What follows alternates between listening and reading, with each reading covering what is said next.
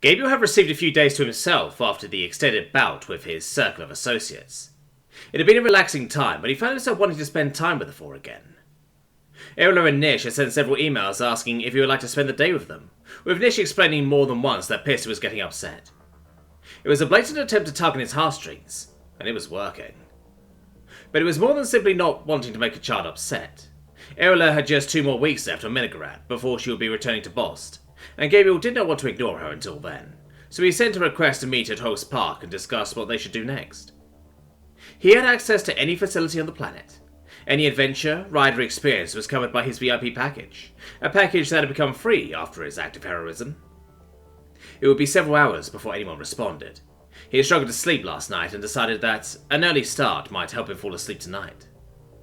The news chugged on in the background as he flicked through the internet, looking for any videos that would keep him entertained in the interim. "Bored," Gabriel cried out, as the loop of recent events replayed on the television for the umpteenth time. More so, as the top story was all about Gabriel and Nish, about the compensation they'd received, and the reward he had turned down. It had not just been an attempt to avoid litigation, but also to score some brownie points with the public. It all made sense, and Gabriel did not know how he could have been so dull as to miss it. "Off," he commanded, too lazy to reach for the remote, and the screen went blank. This early in the morning, it was either this or watching shopping channels like dear old Dad did, and he wasn't that pathetic yet. Even though the sun was not up yet and the lights were off, Gabriel could still see. Ilohu, much like Luna, reflected the light of his parent star down onto Minograd, bathing the world in an eerie but beautiful aquamarine glow. It was quite a sight. Even so, he found himself missing the comparatively small moon, its pure light, and the darkness of Earth's nights. Who would have thought? Gabriel mused. Eola had not been humble when Gabriel had offered to take her anywhere. Her first demand, and Gabriel could not help but feel it had been a demand, was to take the 2-day boating adventure. Since she was a child, one of her fantasies was to be a buccaneer. Unfortunately, she had an aversion to violence, and this was the closest she was likely to get. Gabriel had also had his eye on it, though he had planned to take it several months from now, but he supposed there was some benefit to being spontaneous. Rizzotti was also interested, though it was not the girlish enthusiasm that Eola had. Nish was not a big fan, but had agreed when Gabriel had explained that there was no requirement to touch the water. Piss was just happy to see Gabriel again. She sat on his lap as the train doors closed, and a voice called, "The train will now be departing. Please step away from the platform." "Never travelled by maglev before," Gabriel said, as electricity flowed through the tracks and the entire vehicle began to float just a few centimetres off the ground. Then the train started to move and they were off. "Never?" asked Rizzotti, looking out of the window as the platform vanished from view. "I don't really get out much back home," replied Gabriel, as he too watched not just the platform but Reshu itself become smaller and smaller. "We're going to the beach," Pista said for the 20th time. No one replied, but Gabriel did pat her head as the train approached 200 miles per hour. It was a remarkably smooth ride, and if Gabriel closed his eyes, it did not feel as though they were moving at all. "Out of curiosity, what are you going to do with the fat wad of cash you two were given?" asked Eola, as even at 200 miles per hour, it would still be a couple of hours before they reached Oberynne Bay. "Into my credit union savings account and not touch it for the next 7 decades, replied Gabriel without a moment's hesitation. "That's it?" Eola exclaimed. She knew Gabriel was milquetoast, but that was something else. "Don't you have any hobbies?" asked Eola. Gabriel shook his head, and Eola took that for a no. "I like you, Eola, but I'm not writing you a check." Eola hissed before saying, "I'm not asking for money, it's just saving. It is a good idea, but most people would spend at least some of it." "I am not most people," said Gabriel, his tone flatter than usual.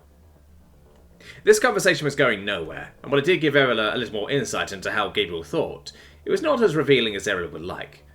"What about you, Nish?" asked Rizzotti, who, unlike Eola, felt it made all too much sense to save every penny and found herself envious of Gabriel, wishing she had such fortitude not to splurge like that. "Pista share is going into a savings bond. As for me, I'm still thinking about it. I may get a new car, or maybe that personal lab I've had my eyes on," replied Nish. "Oh, and I've extended our stay here by another 2 weeks," she added. "You can just do that?" asked Gabriel, surprised because regular FTL communication was limited. You needed to rely on courier ships, so any discourse between Nish and Torreshian University would take a week at best.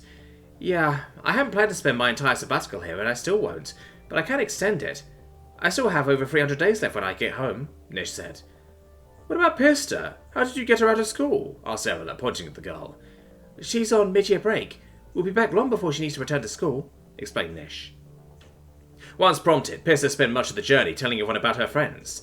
While it might not have been the most exciting topic, considering the little Tofanda repeated herself constantly, they had nothing better to do. To Pista's credit, it did eat up the hours. Stepping off the platform and into the bustling seaside town of Opulus Bay, unlike the city, this place had been designed like an old fishing town. Brick buildings with slate roofs no higher than 3 stories dotted a large section of the coast. Gabriel's sense of smell was limited in his suit. Even so, he could still detect the scent of the ocean. It brought back memories, some of them even good. Let's get settled into our accommodation, then we can look around town, Gabriel said, checking his PDA for directions. You got all this booked in under an hour and at such short notice, Rizzotti said, pushing air for her teeth. She knew Gabriel's VIP status made it possible, and while it was nice to benefit from it, it still seemed unfair to her. Gabriel just shrugged. It was of little concern to him. The only people using anything he had booked would be the tourists. The locals could just use their boats, and looking into the harbour, just about every resident owned a boat. Walking out on the seafront, he saw several children piloting their own vehicles, completely unsupervised. Saltwater must run in their blood, or whatever they have running through their bodies, thought Gabriel. Opulus Bay was evidently a popular destination, judging by how thick the crowd was, even more so than Reshu City. Gabriel began to regret his choice and wished he had selected a less popular town. What made it all the more difficult was the relative shortness of their group. Rizzotti was the tallest amongst them, just shy of 2 meters, and she was dwarfed by the numerous aliens that surrounded them. Where's Pista? Asked Nish, when she realized the girl had stopped holding her hand. Gabriel checked his hands and noticed that the girl was absent. Everyone stopped in their tracks and began to search the area. A task made all the more difficult because of the aforementioned crowd. Gabriel was getting close to shoving people out of the way when Erila pointed out, she kept going on about the beach, so maybe she's there. Given a goal, Gabriel headed towards the beach, and the others followed behind. Erila, Nish, and Rizzotti asked everyone to please move out of the way, saying they were missing a child. Gabriel, on the other hand, was not so gracious. While he did not shove or harm anyone, Gabriel would physically make them if they failed to get out of the way. The tourists might have been offended if they were not amazed as this tiny alien moved them effortlessly, even picking some of them up and placing them elsewhere. The beach was crowded, and Gabriel knew this would be difficult. We should split up. If any of us find her, call the others. We'll meet up at the dessert shack, Erila said, pointing at a large building with a large sugar treat with big eyes and a smiley face. It stood out. Gabriel could not fault it on that front. You need to keep your eyes peeled. When they're separated from their families or carers, kids tend to move about a lot looking for them, so move slowly, scanning everything you see, Rizzotti explained. Also, if you have anything that will make you stand out from the crowd, do it. Nish, I think you should flap your wings every so often. That should really stand out to her, she added. That was an embarrassing thing to do, but if it helped, Nish would do it. It was decided that Rizzotti would continue in the direction they were headed on the seafront. Nish and Erila would walk towards the ocean and then walk in opposite directions. Gabriel would backtrack the way they came. Gabriel was beginning to think that maybe Pista had never gone to the beach, after all. It had been an hour, and he had seen neither hide nor hair of the girl. He checked his PDA for a missed call for the 50th time, but he heard a familiar noise, that telltale buzzing. His head swung wildly from side to side, looking for wherever the sound had come from, and just when Gabriel started to wonder if he had imagined it, there she was, quietly sobbing as 3 other Tofanda attempted to comfort her. Gabriel had to double-check it was her. As much as he hated to admit it, Tofanda had very few differences that the human mind could differentiate. After being sure he was right, Gabriel called out, Pista? The girl immediately turned, saw Gabriel, and began bounding towards him. Leaping into his arms, much the same way she'd done at the hospital, Gabriel said, You've given us quite the scare, young lady. Pulling Pista away from him, Gabriel asked as calmly as he could, What happened? Why did you run off? Pista reached into her pocket to produce Erila's PDA. She dropped it, Pista explained, a hum in her voice.